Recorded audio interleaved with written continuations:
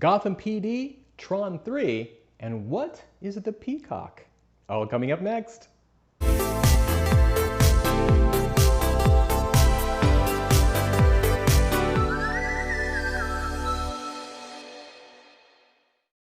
All right, everybody, Robert Jerdee here, your guide to the world of pop culture and all things nerdy. Thank you for liking, subscribing, and commenting on the channel, and be sure to click notifications. Did that pop up? Click up notifications for all the videos coming out if you like what you see. And we've got this and Saturday morning cartoons coming out, which I want to thank everybody for the reaction I got on the Gem video. It was great. A lot of people commented, liked, and shared, told me that they maybe they watched it growing up with their sister all the time, or that they mentioned to me how diverse the cast was. Kimber, Aja, Rio Pacheco, pretty diverse cast for the 80s. And also too, talk about how some of your favorite members weren't necessarily Gem. Some people liked Stormer. That was interesting, Stormer from the Misfits. I thought the Misfits were cool, actually. They were like, nothing's holding us back. We're going to go for it, regardless of what's legal or not legal. They were a lot of fun. Probably deserved to be in jail, but they were a lot of fun. So thank you so much for the love. I appreciate it. And next Saturday, we'll be doing it's going to be a clip show, kind of. I got some requests for watching some shorter cartoons, like a little 3-5 minute cartoon. So I'll probably pop in maybe 3 of those, and we'll talk about them, have a bowl of cereal, and hang out. But let's get started and talk about some news of the week. First off, going back to the DC universe, let's talk about the director of The Batman, Matt Reeves, and the creator of Boardwalk Empire, Terrence Winter, have just been given a show on HBO Max all about the Gotham PD. Now, it's going to be in universe with the Batman.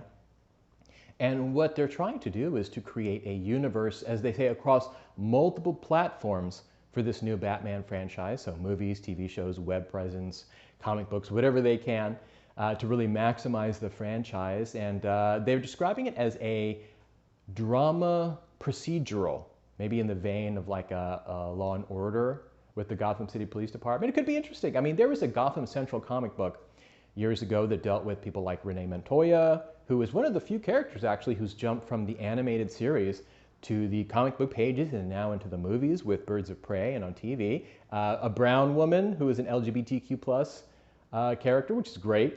And then, Crispus Allen, Harvey Bullock. Those are some of the general characters that are in the Gotham City Police, and it'll kind of follow them dealing with corruption to superpowered criminals. So it could be interesting. They're kind of the people who are usually in the background, and they're putting them up front, and how they deal with their lives. And probably the most dangerous city in comics. Like, if you're rich, Gotham's cool, I guess, but Catwoman's always stealing your stuff. But I wouldn't want to live in Gotham City. Vats of acid everywhere. That's who I want. I want the Gotham City Department of Acid Control. And can we put some lids on these vats of acid, please? Because people are falling into them. We're getting supervillains like twice a week. So that's my bit. That's what we can do about that. But it should be interesting. 2021 on HBO Max for this new Gotham PD show. If you're a big fan of Gotham or DC in general, it should be interesting. So I would definitely check it out. 2021, HBO Max. Let's talk about Tron 3. So a Disney Music executive was on the Light the Fuse podcast talking about how Tron 3 is still out there. There's hope for it.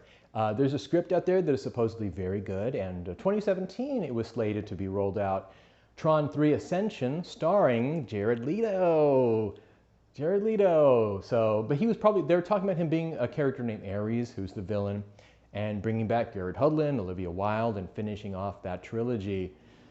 But, financially, Tron Legacy didn't do very well, but now he's saying that because of Disney Plus, they can produce movies a lot less expensive and roll them out to Disney Plus a little faster. And so that's what they think the route they're going to take is going to be. And also, they've already talked to Daft Punk, who is totally in. They want to be involved in the soundtrack. And I think they were great. I thought they were a perfect fit for Tron Legacy. But, the downside to all this is that Tron Legacy was the Tron series, let's just talk about it. The Tron series, the Tron 1, while it you know, it did well. I think it made like 40 million on a $15 million budget. Was not the hit that Disney had hoped for. And while it's grown into a cult classic and a, you know, revolutionary movie, especially with its computer graphics, it didn't do very well. It wasn't a franchise they'd hoped for. And unfortunately, Tron Legacy was the same way. I mean, it was cool. The visuals were awesome. I saw it in 3D, not as many times as Avatar, but I did see it in 3D.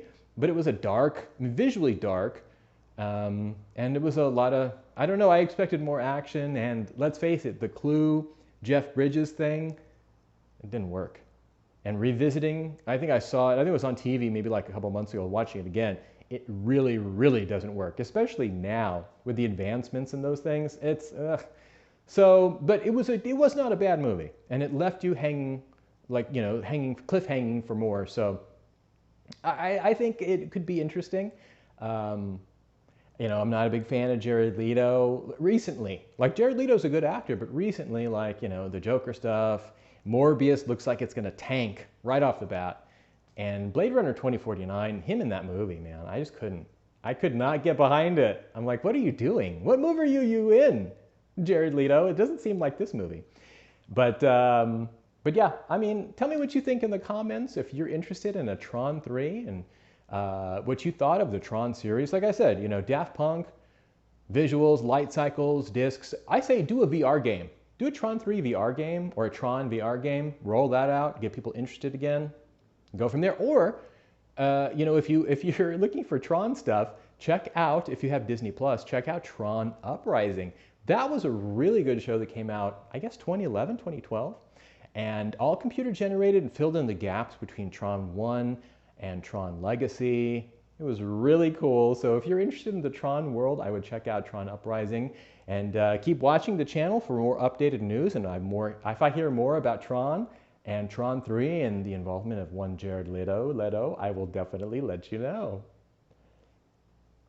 All right, and finally today, let's talk about the Peacock. What is the Peacock, you ask? Let me tell you. NBC Universal has a new streaming service. Just released on Wednesday. I downloaded it. It's actually pretty cool. It's a NBC Universal's new streaming service. As they enter into the streaming wars with everyone from Netflix to Hulu to Disney+. What makes them different, though, other than their content, they do a lot of NBC content, is that they have a free tier. So it's a three-tiered system, a three-tiered plan. But they have a free tier. I already downloaded it because I'm cheap, and it gives you a lot of stuff. You know, now not everything. So there is the free tier, which I'm on. There's a $4.99 tier, which you get all the content, no paywalls or restrictions, but there is ads. There are ads. And then there's a $9.99 plan where it's everything. You get no restrictions, no content blocks, and no ads as well. So that's pretty cool. And it's all the NBC shows, Community, 30 Rock. I don't know if Friends and Seinfeld are on there because I think their rights are dealing with HBO Max or Hulu. But I mean, a lot of good content, and they're working on some originals too. They have A Brave New World from the book. Huxley, they're doing Aldrin, the guy who played Han Solo. He's in it. They're also doing a Punky Brewster revival. Oh, Subway Moon Fry. And a Saved by the Bell revival starring Mario Lopez, which is pretty cool. And also Psych. If you're a fan of Psych, they're doing a new Psych movie on there. All this is, they've already rolled, well, the Punky Brewster and the Saved by the Bell, because of the pandemic going on right now, they've been pushed back. But I think Psych, I saw it on there already. So it should be available to watch. And they're also working with Viacom, who's got just every channel, MTV, BET, all the different channels out there, as well as Universal DreamWorks for their animated stuff. You know, I think Minions is Universal. The Simpsons was Universal, but I think they're with Disney+, so I don't know how those rights are working out. But honestly, like I said, I checked it out. I played with it for a little bit. It's not bad. There's a lot of NBC shows as well as classic NBC sitcoms that I think is pretty cool. And the free tier is really not bad. So if you're bored and you're looking for some content and you've run through everything on Netflix, Disney Plus, and Hulu, I'd say download the Peacock. It's free. Give it a chance. And if you do, let me know what you think. All right, well, that's it for me, everybody. Robert Jerdee, thank you so much for watching. Thank you all again for the likes, comments, and shares.